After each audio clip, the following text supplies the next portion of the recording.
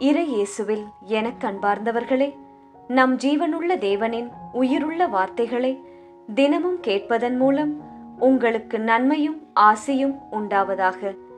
இன்றைக்கு நம் உள்ளத்தில் ஆண்டவர் பேச விரும்புகிற திருவசனம் இறைவாக்கினர் எரேமியா நூலிலிருந்து வாசகம். 15ஆம் அதிகாரம் 20ஆம் திருவசனம்.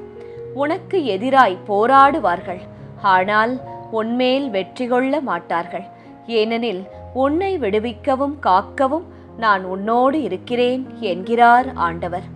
இறை இயேசுவில் எனதருமை நண்பர்களே, உங்கள் அனைவருக்கும் நம் இயேசுவின் அன்பை உரித்தாக்குகின்றேன்.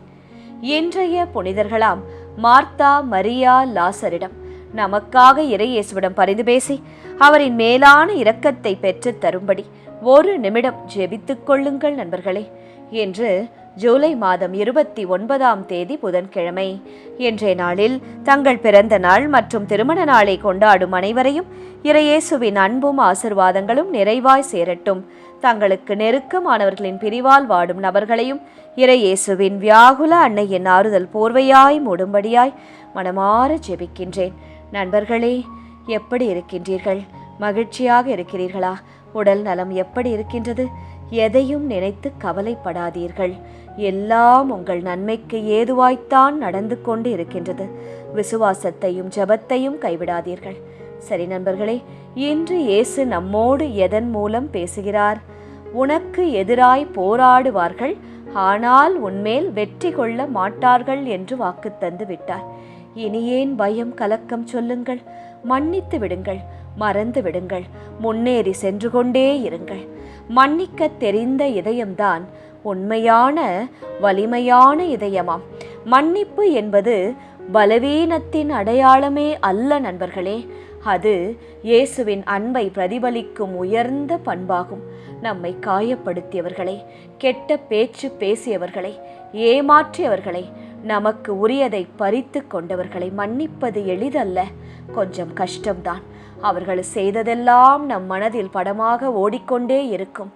ஆனால் சிலுவையில் தம்மை அறைந்தவர்களுக்கு கூட மன்னிப்பு கேட்ட இயேசுவின் பாதையை நீங்கள் பின்பற்றும் போது நம் இதயம் கோபத்திலிருந்து விடுபட்டு சமாதானம் உள்ளதாக இருக்க வேண்டும்.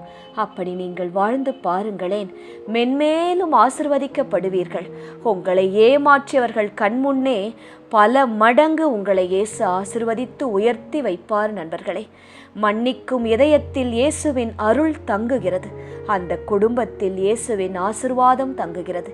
எபேசியர் 4ஆம் அதிகாரம் 32ஆம் வசனம் சொல்லுகிறது, ஒருவருக்கு ஒருவர் இரக்கம் உள்ளவர்களாகவும் கனி உள்ளவர்களாகவும் இருந்து கடவுள் கிறிஸ்துவுக்குள் உங்களை மன்னித்தது போல நீங்களும் ஒருவரை ஒருவர் மன்னியுங்கள் என்று.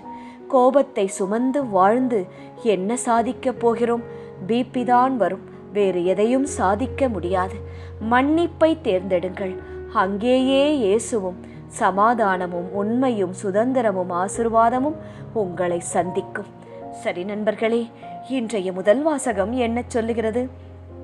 இறைவனுக்காக வாழ்பவருக்கு தனிமை வரலாம், ஆனால் இயேசு ஒருபோதும் அவரை தனியாக விடமாட்டார். இன்றைய வாசகத்தில் எரேமியா ஒரு இறைவாக்கினராக அல்ல, காயமடைந்த மனிதராக பேசுகிறார். என்னை பெற்றெடுத்த என் தாயே எனக்கு ஐயோ என்று தனது வேதனையை வெளிப்படுத்துகிறார். அவர் யாருக்கும் தீங்கு செய்யவில்லை, இருந்தும் எல்லோரும் எரேமியாவை வெறுக்கிறார்கள். ஆனால் அதே எரேமியா ஒரு அழகான சாட்சியத்தையும் சொல்லுகிறார். உம் சொற்களை நான் உட்கொண்டேன், அவை என் உள்ளத்திற்கு மகிழ்ச்சியாயின என்று. இயேசுவின் வார்த்தை அவருக்கு ஆறுதலாக இருந்தது. இருந்தாலும் வாழ்க்கையின் சுமைகள் அதிகரித்த போது எரேமியா, ஆண்டவரே, நீரே என்னை ஏமாற்றிவிட்டீரோ என்று கேட்கும் அளவிற்கு எரேமியாவே சோதிக்கப்பட்டாராம். அப்போது ஆண்டவர் அவரை கண்டிக்கவில்லை, மாறாக உறுதிப்படுத்தினார். எரேமியா, நான் உன்னோடு இருக்கிறேன், அவர்கள் உன்னோடு போராடுவார்கள், பயப்படாதே, ஆனால் உன்னை வெல்ல அவர்களால் முடியாது என்று பேசுகிறார் ஆண்டவர். நேர்மையான வேலை செய்கிற உங்களை சில பேர் விரும்ப மாட்டார்கள். உண்மையை பேசும் உங்களை பல நேரங்களில் தனியாக நிற்க வைப்பார்கள். நல்லதை செய்யும் ஒருவர் கூட விமர்சனத்திற்கு உள்ளாவார்கள். ஆனால் நீங்கள் அப்போதுதான் புரிந்து கொள்ள வேண்டும், ஆண்டவர் இயேசுவும் தாய் மரியும் உங்களோடு இருக்கிறார். கஷ்டம் அகன்று போகும், உங்களை கைவிட மாட்டார் நம் இயேசு. இயேசுவை பின்பற்றுவதால் எல்லா பிரச்சனைகளும் மறைந்துவிடும் என்று சொல்ல மாட்டேன். ஆனால் எல்லா பிரச்சனையிலும் பிசாசும் கெட்ட மனிதர்களும் உங்களை வெல்ல முடியாது. உங்களுக்கு தோல்வி வராது. இயேசு உங்களை நிராகரிக்க மாட்டார். கஷ்டம் வந்தாலும் உங்களோடே இருந்து மீண்டும் உங்களை கட்டி எழுப்புவார். நண்பர்களே, இன்று சிந்தித்து பாருங்கள். உண்மைக்காக நான் எப்போதாவது தனிமையை அனுபவித்து இருக்கிறேனா? கஷ்டம் வந்தபோது இயேசுவை விட்டு விலகி இருக்கிறேனா? அல்லது இயேசுவை இன்னும் அதிகமாய் பற்றி கொண்டு ஜெபித்திருக்கிறேனா? நான் உன்னோடு இருக்கிறேன் என்று இயேசு என்று சொன்னிய வார்த்தைகள் என் காதுகளில் ஒலித்து கொண்டே இருக்க வேண்டும் என்று பேசுங்கள். வாழ்க்கையில் அனைவரும் நமக்கு எதிராக நிற்கும் தருணங்கள் வரலாம் நண்பர்களே. கட்டிய மனைவியும் பெற்ற பிள்ளைகளும் உற்றாக இருந்த உறவினரும் கணவரும் நம்மை புரிந்து கொள்ளாமல் போகலாம். ஆனால் இயேசு நமக்கு பக்கத்தில் நின்றால் எந்த எதிர்ப்பும் இறுதி வெற்றியை பறிக்க முடியாது நண்பர்களே. சரி, இன்றைய நற்செய்தி என்ன சொல்லுகிறது? ஆண்டவருக்காக வேலை செய்வதை விட ஆண்டவரோடு இருப்பதே முதலில் முக்கியம். இன்றைய நற்செய்தியில் 2 சகோதரிகள் மார்த்தா மற்றும் மரியாவை பற்றி பார்க்கிறோம். மார்த்தா இயேசுவை அன்போடு வரவேற்று அவருக்காக ஓய்வில்லாமல் கிச்சனில் வேலை செய்து கொண்டே இருக்கிறாள். மரியா என்ன செய்தால் தெரியுமா? இயேசுவின் காலடியிலேயே அமர்ந்து கொண்டாள். அவர் பேசும் வார்த்தைகளை கேட்டுக்கொண்டே இருந்தாள். இறுதியில் இயேசு மார்த்தாவை கண்டிக்கவில்லை, ஆனால் அவளுடைய அவசரமான மனநிலையை கண்டிக்கிறார். மார்த்தா, மார்த்தா, நீ பலவற்றை பற்றி கவலைப்பட்டு கலங்குகிறாய். ஆனால் தேவையானது ஒன்றே, அது சேவை அல்ல, மாறாக நான் பேசுவதை நீ கேட்பது. ஆகவே மரியாதான் அந்த நல்ல பங்கை தேர்ந்தெடுத்தாள் என்று மார்த்தாவுக்கு சொல்லித் தருகிறார். இன்றும் கூட நாமும் மார்த்தாவை போலவே இருக்கிறோம். காலை முதல் இரவு வரை வேலை வேலை, வீட்டு பொறுப்புகள், குழந்தைகள், பணம், கடன், மொபைல், சமூக வலைத்தளங்கள் எல்லாவற்றிற்கும் நேரம் கொடுக்கிறோம். நேரம் இருக்கிறது. ஆனால் இயேசுவோடு அமைதியாக 10 நிமிடம் அமர வேண்டும், ஜெபிக்க வேண்டும் என்றால் மட்டும் எங்கிருந்தோ டயர்ட்னஸ் வந்துவிடும், மற்ற வேலைகள் வந்துவிடும், தூக்கம் வந்துவிடும்.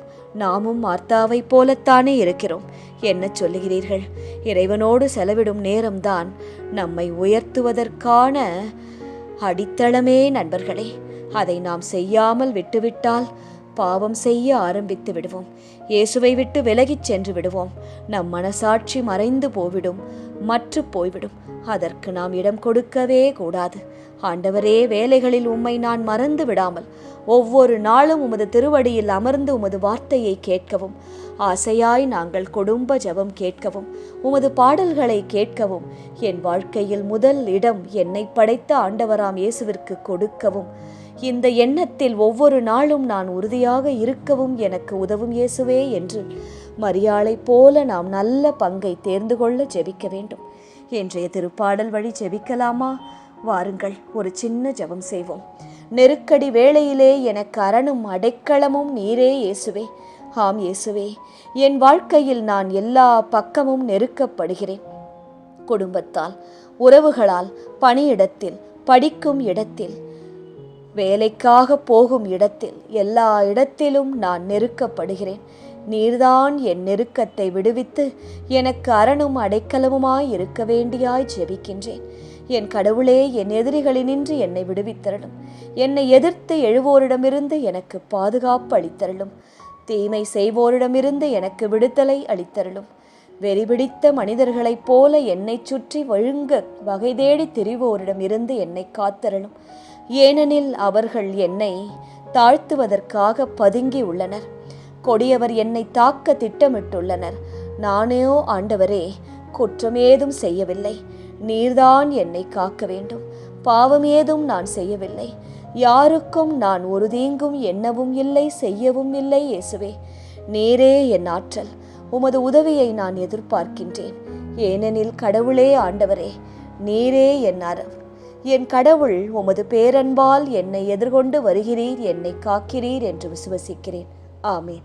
இயேசு கிறிஸ்துவின் பெரிதான நாமத்தின் நிமித்தம் ஜெபிக்கிறோம். ஆமேன்.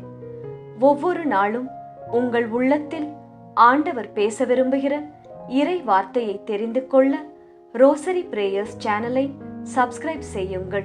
மேலும் உங்கள் நண்பர்கள் மற்றும் உறவினர்களுடன் ஷேர் செய்யுங்கள். நன்றி.